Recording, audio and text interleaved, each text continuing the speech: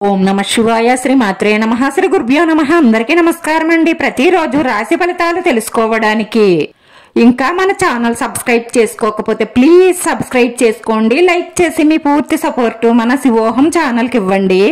ఈ రోజు రాశి ఫలితాల్లో గోచార్య రీత్యా మేష రాశి వారు ఎటువంటి శుభాశుభ ఫలితాలను పొందుతారో తెలుసుకోవడానికి ఈ మన వీడియోని మిస్ అవ్వకుండా చివరి వరకు చూడండి.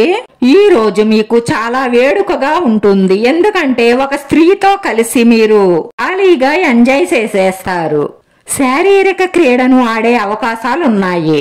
మీరు సంపాదించిన డబ్బులో కొంత డబ్బును ఆదా చేసుకోవడం అలవాటు చేసుకోవాలి. ఇది మీకు చాలా ప్రయోజనకరంగా ఉంటుంది.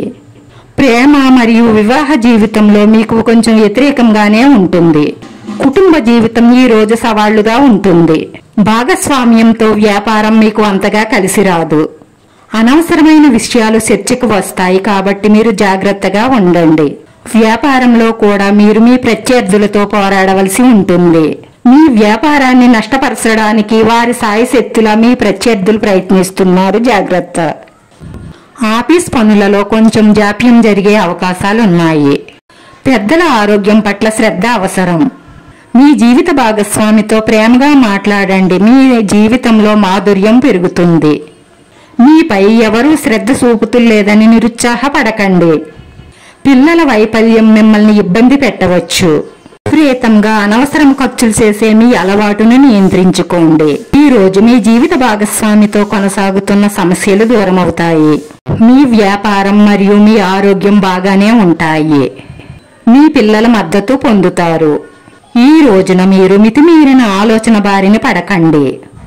ఎవరో మీకు తెలియని వ్యక్తి సోషల్ మీడియాలో మీతో మాట్లాడడానికి ప్రయత్నిస్తారు.